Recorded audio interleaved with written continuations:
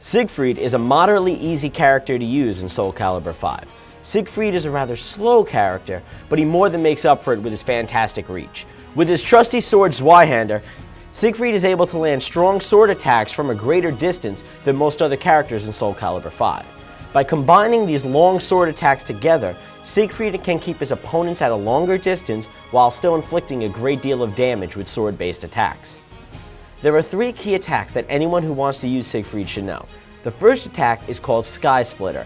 By pressing down right and hitting the B button, Siegfried will perform a vertical strike that will lift his opponent off the ground. The attack finishes with Siegfried holding the sword over his head, so it's easily followed by another vertical attack to inflict the most damage possible. The second attack is actually a combo. First, you need to perform the Shadow Buster by pressing down and the B button, and then holding the B button. This will make Siegfried perform a vertical attack and then power up his sword in a defensive position.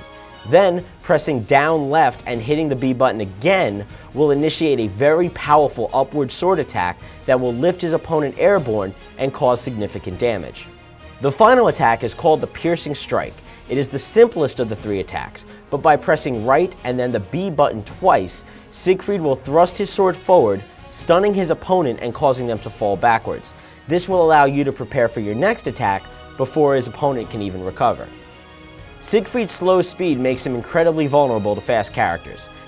The key to fighting off the likes of Natsu and Lexia is to use the length of your sword to keep them at a distance. Siegfried's strong attacks and reach make him a very useful character, but his lack of speed will make him difficult for new characters to grow accustomed to. My victory was destined. Such is your fate.